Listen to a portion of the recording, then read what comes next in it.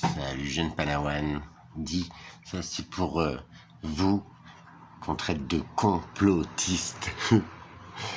Ensemencement des nuages, une réglementation qui peine à germer. Dis, si ils ont décidé, il faut une réglementation sur l'ensemencement des nuages en fait. C'est que c'est vrai. Regarde, écoute, si tu ne savais pas, enfin, ça, je dis ça aux gens qui jugent, hein, parce que il y a une vidéo qui suit, tu vas comprendre où j'en suis. Je suis en paix, en tout cas. Mais par contre, je dirais toujours les choses. L'article traite de l'histoire et de l'utilisation de l'ensemencement des nuages, ainsi que des aspects juridiques liés à cette pratique en France. Il examine également l'encadrement limité du composé principal utilisé dans l'ensemencement. Dis, je t'ai parlé d'iodure d'argent, on parie que c'est ça. Peu connu du grand public, l'ensemencement des nuages a acquis une soudaine notoriété à la suite des pluies diluviennes qui ont touché les Émirats arabes unis au mois d'avril. Donc cette pratique n'aurait toutefois pas été responsable. Il s'agit d'une technique qui consiste à introduire par la projection depuis le sol ou par l'intermédiaire d'un avion différents composés chimiques dans les nuages afin d'influencer les précipitations, qu'il s'agisse de limiter la grêle ou d'accroître la pluie. En l'occurrence, moi j'ai connu ça il y a déjà 20-30 ans. Je travaillais dans les vignes, j'adorais ce métier et du coup, ils utilisaient déjà cette technologie pour les grands vignobles, hein, pour casser la grêle, d'accord ? Et c'était des iodures d'argent. Dans ce cas-là, c'est pour ça que je me suis permis d'en parler. Les nuages sont en effet des amas de très fines gouttelettes d'eau issues de la condensation de la vapeur d'eau qui peuvent engendrer des précipitations liquides ou solides sur lesquelles il serait possible d'intervenir. Oui, ok. Internet, parfois de la merde. D'accord ? Donc voilà. Mais bon. Enfin, je sais pas, c'est écrit sous tes yeux, frérot. Après, je suis peut-être complotiste, mais bon, toi, t'es un gros douteux, frère. Tu vois le délire, donc l'un dans l'autre. La technique de l'ensemencement est née dans les années 40 aux États-Unis, où elle est toujours pratiquée, notamment pour accroître les chutes de neige.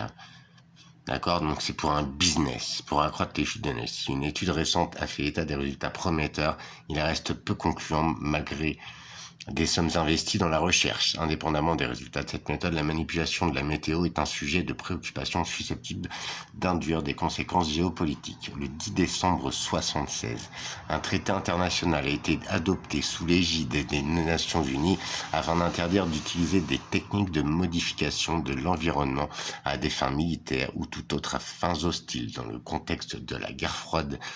Et peu de temps après la guerre du Vietnam, ça j'en avais déjà parlé, les techniques de modification de l'environnement dont relève l'ensemencement des nuages sont apparues comme susceptibles de menacer la paix. Le champ d'application de cette convention reste toutefois limité puisqu'il exclut les techniques de modification de l'environnement dans un but pacifique. La France n'a par ailleurs pas signé cette convention. Plus tard, je vais essayer de trouver les produits permettent d'accroître les ressources. Voilà. Plus tard, la convention de l'UN sur la lutte contre la désertification signée le 14 octobre 1994, tu vois, c'est pas d'hier, a encouragé les activités de recherche qui permettent d'accroître les ressources en eau disponibles dans les zones touchées, au moyen notamment de l'ensemencement des nuages. Mince, ça a l'air de trop marcher, frère. La technologie connaît un regain d'attention ces dernières années dans une perspective de lutte contre la sécheresse. Son impact sur les précipitations est toutefois considéré comme modeste par les études les plus optimistes qui évoquent un accroissement annuel des précipitations pouvant atteindre 15%. Waouh! Son utilisation est pourtant répandue dans de nombreux pays comme la Chine, le Mexique, le Golfe Persique et également la France. Alors la Chine, ouais c'est vrai, pour les JO ils s'en sont servis, hein.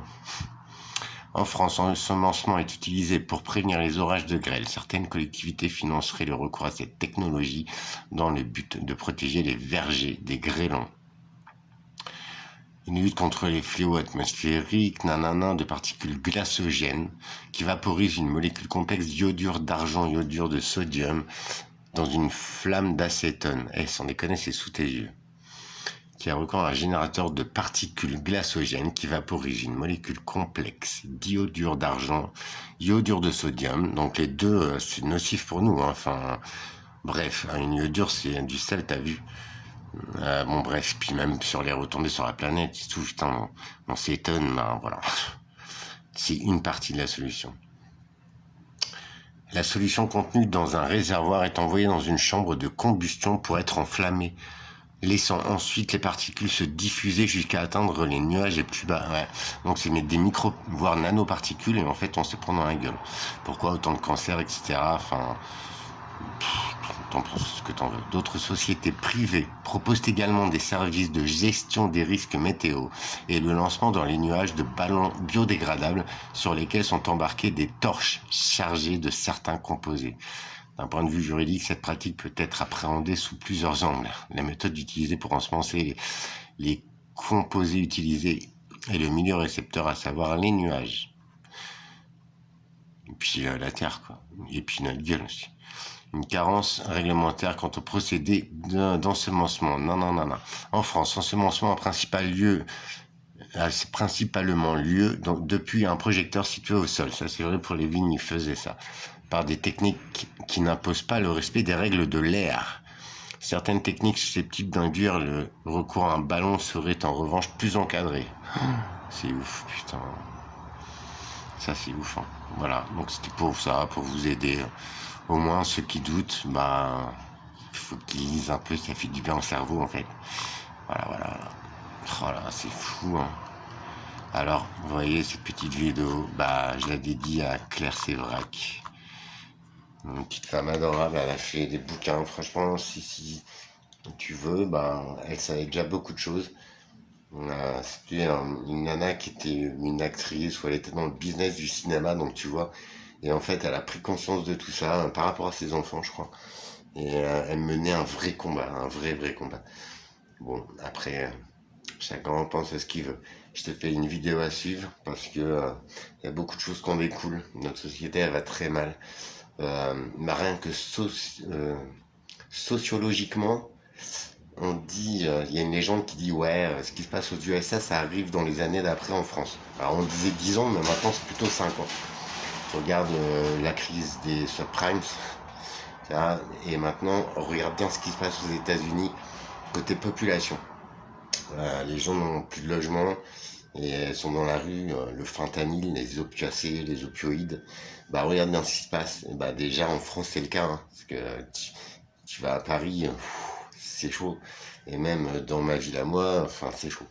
Alors ils sont pas encore à faire les zombies, mais franchement ce serait moche. Soyez en paix, en amour. Regarde à quel moment. Ça fait 24 heures à peu près que ça y est, j'ai lâché mes peurs, mes craintes. Waouh, c'est un sac à dos que t'enlèves, mais tu l'avais tellement depuis longtemps que tu l'avais oublié. Et en vrai, mais après, faut tout réapprendre. À marcher, à rire, à vibrer. Et je serai toujours en paix et en amour. Je m'octroie quelques heures de repos, parce que tout ça, mais c'est que du bon, en fait, tu vois. Après, ça a demandé beaucoup d'énergie.